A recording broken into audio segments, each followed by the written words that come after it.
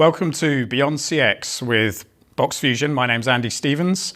Today's topic is data ethics and AI.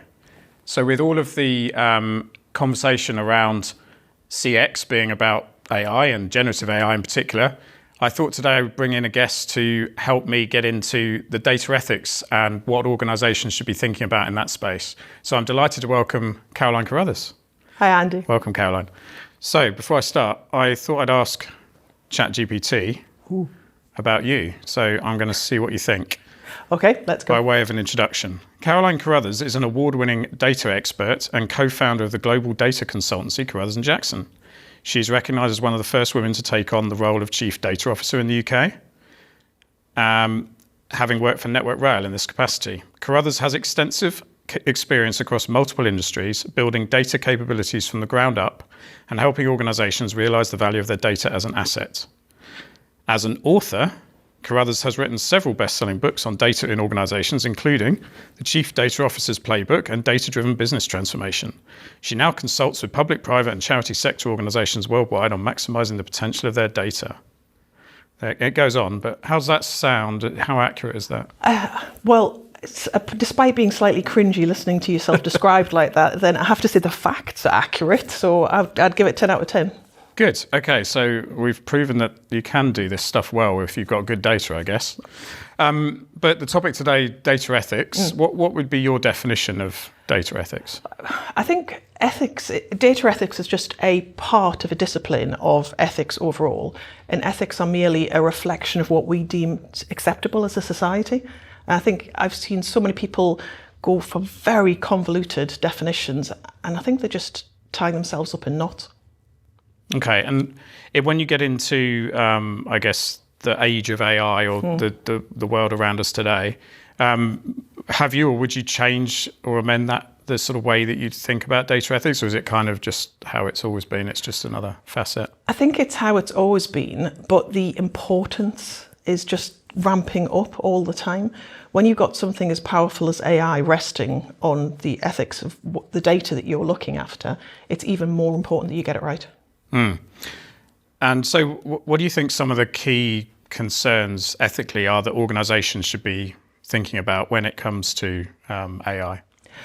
Well, there's the obvious ones around data before you get into the AI topic. So there's obviously the bias in the data, bias in the people who are looking after the data. So there's all that foundational element that we need to be thinking about getting right for a starting point. And that's before you get into the whole AI debate. And, I just mentioned how powerful a tool it is, and it's an incredibly powerful and fascinating tool. But at the same time, I always fall back into the sort of superhero analogy of just because you can doesn't mean you should. And we need to check ourselves more than ever that we are doing things for the right reasons. Yeah, and have you, I guess, in your professional capacity, you probably come across some times where organisations are doing things for good reasons and maybe sometimes for less good reasons. There's a few examples. Anything you want to share? I think a very well documented one that that we could talk about that maybe wasn't the best reasons is when, for instance, Facebook asked parents if they could track their children's phones. Now, the way it was described to the parents was very much, we would like to track your child's phone, and if you let us do this, then we will give you the equivalent of about £5 a month. And a lot of parents said yes. But when you really got into what they were doing with the data they were getting, they were literally following those children into their bedrooms, the toilet, listening in on conversations with their friends, watching the new apps. And I would like to think as a parent, if that had been described to me in that way, and that most parents would go, no, that is not acceptable. So sometimes the ethical debate can be how transparent we're being about what we're asking. So I think that's probably an example of where I'm like, bit shady there, wouldn't do that. Yeah. But that is in the past, and that has all been fixed. I would probably start with that. But then you get into other debates of the potential and the things where ethics is really being used in the right kind of way, where we are checking ourselves. Then we can give countless examples of medical research, of where actually we're trying to fix problems from the past. That's always things that get me really excited. And I guess the concept of what's ethical and what's not ethical, it maybe changes, I guess? Well, I think that we've had this conversation before, but I think it's really important because what we deem acceptable as a society, if you go back to the first part of the conversation that we had about what is ethics, what we deem as acceptable as a society changes. And the best example and the easiest example I could give you, Andy, is if you look at advertising in the probably about 1970s, there is a ton of advertisements where there are women lying on the floor with a man's foot on her head, or she's being spanked because she bought the wrong kind of coffee. And at the time, we didn't just think this was acceptable, we thought it was funny. Now, I think if any kind of product put that kind of marketing out, they would be absolutely run out of town. So that's you're only talking 50 years. In 50 years, we fundamentally changed something that we think is acceptable and not acceptable. And that's just on one topic. So if you think about quite a short time period on one topic, the multitude of different topics that we change our opinion on, that shows how complex this situation is. Absolutely, yeah. And I was just thinking about some of the movies I've thought I liked in the 90s and gone back and watched again. And yeah, you don't find them quite as funny anymore, do you? Yeah, scary. But okay, thinking, I guess, about the enterprise and technology around AI, what should organizations be thinking of, or how would you set up a process to keep checking back on whether something is ethical or not? Well, I'd pick up first on the language that you use, because I think that's exactly the right way to think about it, which is that you constantly have to keep checking. Getting data ethics right isn't a case of crossing a line and then finishing the race and you can just put your tools down and go, we're done. Because we know things change, it's something that you have to be constantly checking. So the basic thing that you could do is set up a ethics board or attach an ethics conversation to a data steering group or an AI steering group that already exists. Let's not over-engineer these things if we don't need to. And by which point in time you can start and have those kind of debates. The bit where I see a lot of organisations fall down is they have the debate but don't do anything with it.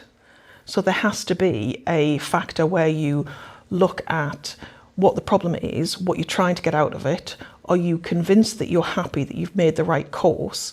What metrics are you going to be putting in place? And how are you going to periodically check those things are still relevant to you and give yourself a time to make that decision? And it's that bit that I think we fall down on most. Mm. Okay, I'm going to ask you maybe a tricky question now. When companies are doing that and going through that process, I'm guessing the reality is they need to look out into the marketplace at what their competitors are doing and what they might be up against, and it's almost like an arms race scenario. How do you handle that if you think, well, if I don't do this, then someone else will? I think it is like an arms race, completely and totally. And it's not just around other companies as well, it's around other nations. So what we deem as acceptable, what we deem as within regulations and legislations might be different in other parts of the world, for instance. So we need to be careful that we're not penalising our own industry by putting legislation in place that stops them doing things that we know somebody else is going to have the ability to do. But when it comes to the arms race, we need to be honest and transparent as organisations. So we do need to watch other organisations and what they're doing. But again, coming back to just because you can doesn't mean you should. So because Facebook chose to go and ask parents for that kind of access to their children, would we want other organisations to go, well, that's great, they did it, so let's do it as well? Probably not. What we should be doing is holding each other to account, and that's where we need to be much smarter about debates, steering groups, what we feed into legislation and regulations as well. But also, when it comes to things like ethics, when it comes to security, when it comes to things like driving real value in the organisation, these should be things that create a healthy tension in your organisation. So it's those edge cases where we should be spending our time talking. Ordinarily, the vast majority of what we talk about is an easy answer. It is black or it's white.